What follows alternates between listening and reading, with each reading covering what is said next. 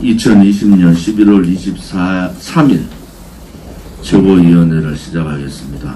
오늘은 박근혜 대통령께서 불법 인신감금 되시고 옥중에서 투쟁하신 지 1334일째 되는 날입니다. 지난 11월 21일 김해 신공항 폐지 반대 문재인 퇴진 규탄 대회를 대구에서 가졌습니다.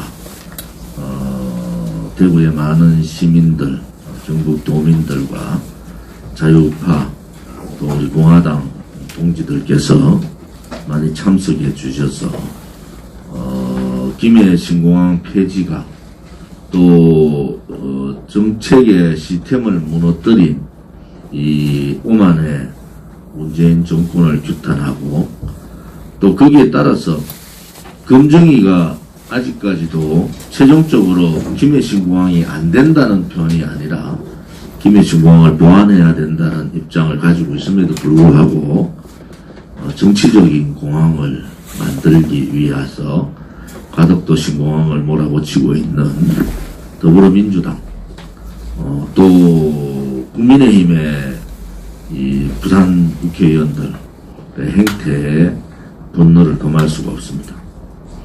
우리 공화당이 김해 신공항 폐지 이 부분을 반대 규탄하는 이유는 정상적인 자유민주주의 국가 또 정책적인 시스템이 결정의 시스템이 무너졌다는 겁니다. 그것은 비정상이고 그것은 국가가 아닙니다.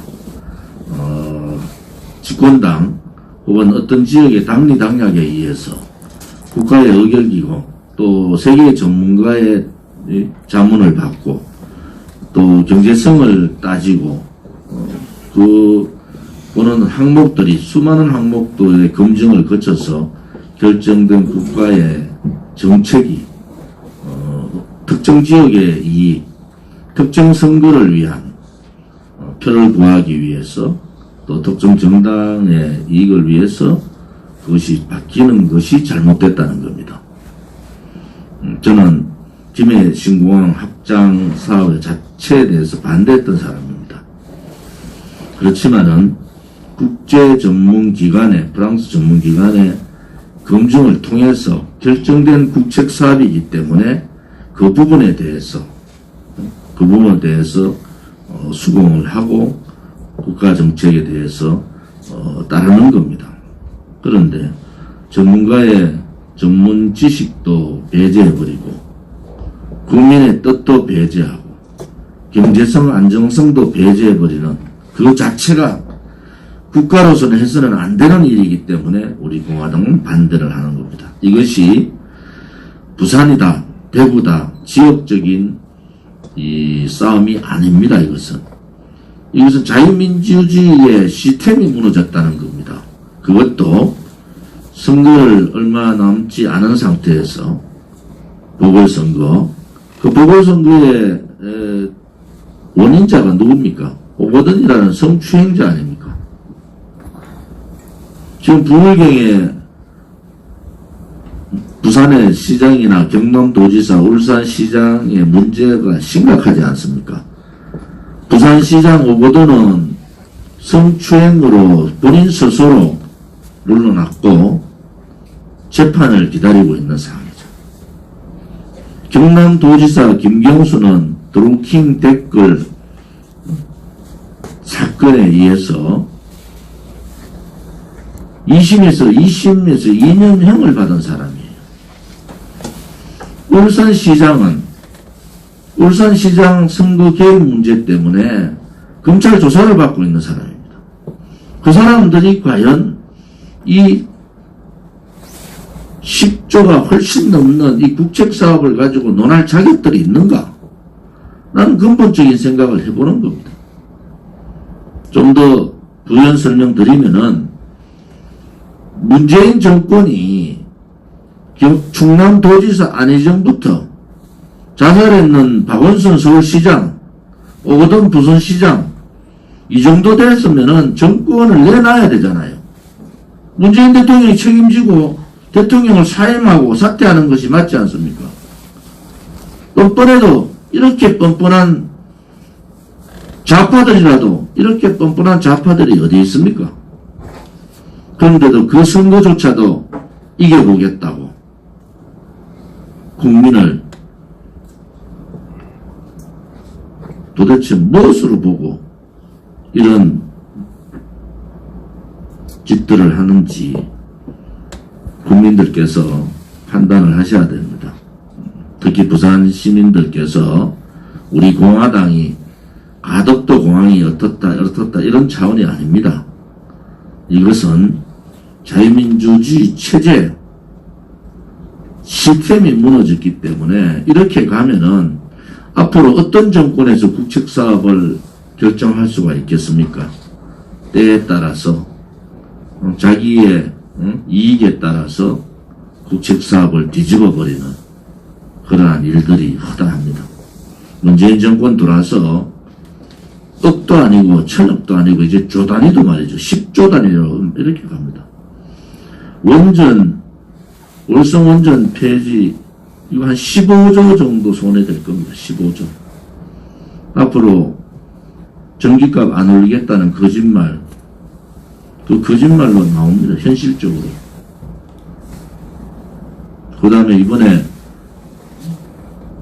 검증기관에서 검증하고 경제성이 가장 낮다는 김해 신공항 폐지 기본적으로 10조, 약 15조 가까이 들어갈 겁니다. 국회를 이전하겠다. 충청권표를 위해 가지고 또 세종시에다가 국회 이전론을 들고 나와서 그게 2, 3조 들어갑니다. 문재인 정권에서는 돈이 하늘에서 떨어집니까?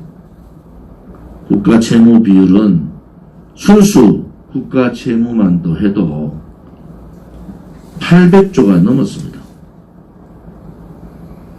그것은 나라를 미래 세대의 희망을 끊는 겁니다. 대한민국은 그런 나라가 아닙니다. 현재 세대가 필요하다고 그린벨트를 다 해제하고 산들을 다 개발하면은 미래는 어떻게 삽니까? 현재 세대가 필요하다고 꼭 지켜야 될 국간의 열쇠를 다 열어버리면은 미래 세대는 무엇에 희망을 걸고 살 수가 있습니까? 이제 국민들께서 정말 누가 올바르게 대한민국의 미래를 걱정하는지, 또 누가 현재의 대한민국을 어떤 식으로 가야 되는 방향을 제시하는지를 보시기 바랍니다. 우리 공화당은 한결같이 그 길을 걸어왔고 항상 국민과 함께 하고 있습니다. 오늘은 대한민국이 휴전된 이후에 대한민국 영토에 폭격을 당한 날입니다. 영평도 폭격 10년이 되는 날입니다. 영평도 폭격으로 돌아가신 하정우 하사와 문광호 일병 또 민간인분들께 조의를 표하고 삼가 그분들의 뜻을 지키겠습니다. 지금 북한 문제에 대해서 문재인 정권은 거의 종북 정도를 넘어서는 것 같아요. 북한의 종속되기를 간절히 원하는 그러한 집단 같습니다. 이인영이라는 자는 대한민국의 백신이 중국 폐렴 백신이 어떻게 된 줄도 모르면서 북한에다가 백신 제공해야 된다는 허무맹랑한 얘기를 합니다. 백신 얘기가 나왔으니까 크리스마스 전 12월 15일 전으로 백신이 이제는 공급이 됩니다. K방역 그렇게 자랑하던 이 문재인 정권은 백신 수급에 대해서는 한마디도 하지 않고 있습니다. 우리는 검증되지 않은 러시아 백신이나 중국 백신을 원하는 것이 아닙니다. 검증이 끝나고 예방률이 높은 그러한 백신을 원하는 겁니다. 도대체 대한민국 K방역을 자랑하는 대한민국 정부가 언제 어느 수량만큼 백신을 확보하고 언제부터 백신을 도입해서 처방하는지를 얘기를 해야 되지 않습니까? 눈만 뜨면은 K방역, P방역 그렇게 자랑하던 문재인은 왜 백신 문제에 대해서는 입을 닫고 있습니까? 그러면서도 G20 화상회의에서 한국 K방역을 배우라는 얼토당토나는 얘기를 하고 있습니다. 국민들께서 K방역의 실체를 아셔야 됩니다. 대한민국이 자가 신속 진단 키트를 할 수 있는데도 못하는 이유를 국민들께서 이제 아셔야 돼요. 자가 신속 키트를 시작하면은 지금의 10배 이상이 확진자가 속출합니다. K방역은 그런 겁니다. 검사자를 늘리면 늘릴수록 확진자는 느는 것이 당연합니다. 백신 수급에 대해서 또 백신 공급에 대해서 말하고 있지 않는 문재인 정권의 만행을 우리는 똑똑히 봐야 됩니다. 너무나 무책임하지 않습니까? 국민들을 중국 폐렴에 공포로 몰고 가고 그럼에도 불구하고 백신 문제에 대해서 얘기하지 않는 문재인 정권을 보면서 참 겁도 없는 정권이구나 라는 생각을 합니다. 이번 주 다음 주는 공수처법 개정 요약하면 이런 겁니다. 공수처장을 야당이 반대하면은 공수처장을 넣을 수 없는 현재의 법을 야당이 반대하더라도 공수처장을 자기 입맛대로 여당 입맛대로 마음대로 놓겠다는 공수처법 개정안을 12월 2일 날 국회를 통과시킨다고 합니다. 국민의힘 국회의원들한테 지난해 연말 공수처법 과정에서 우리 공화당이 38일간 국회에서 천막을 치고 투쟁을 했던 일화를 소개해 드리겠습니다.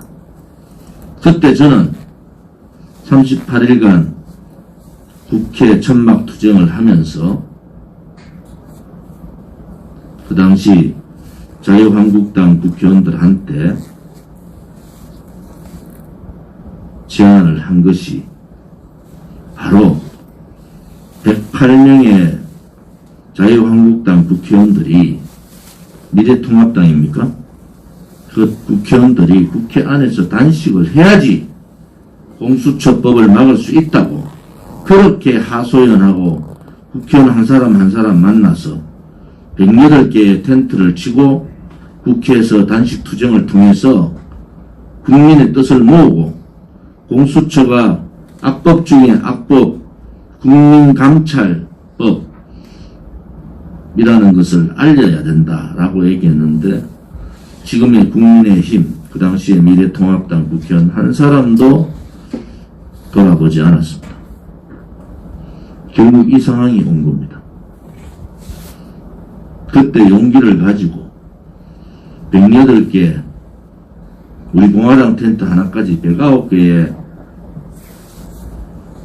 단식 텐트를 쳤으면은 1회까지 가지 않습니다. 그때 그들의 비겁함, 그들의 비굴함이 지금의 이 사태를 만든 겁니다. 입이 10개라도 국민의힘의 국회의원들은 할 말이 없을 겁니다. 그렇지만은 공수처법 개정안은 막아야 됩니다. 만약에 법무부 장관 추미애를 보듯이 공수처장을 권력의 입맛에 맞는 사람을 놓으면은 그 공수처장이 공수처 검사들을 어떤 사람들을 놓겠습니까? 이제는 독재 국가가 아니라 모든 것을 감시받고 있는 그러한 파쇼 국가의 전형적인 파쇼 국가로 간다라는 것을 우리는 아셔야 됩니다. 지금 경제 상황이 어렵고 자영업자들이 힘들고 부동산이 이렇게 무너졌을 때 우리 공화당은 결국 서민들이 어려울 거다고 말씀을 드렸어요. 소득 5분위 중에서 1분위 소위 말하는 최소득 최하 20%까지의 근로소득이 10% 이상이 줄었습니다. 사업소득도 8% 이상이 줄었어요. 그런데 소득 상위 5분이 있는 상위 20%는 사업소득이 5%가 더 늘었습니다. 결국은 양극화는 문재인 정권 들어서 극과 극을 달리고 있다. 희망의 사다리는 무너져 버린 겁니다. 부동산 사다리도 무너졌고 계층의 사다리도 무너졌고 양극화의 벽도 구분을 못하고 있습니다. 우리 공화당은 더욱더 어려워지는 경제 상황에서 서민과 함께하는 그러한 정당으로 거듭날 수 있도록 하겠습니다.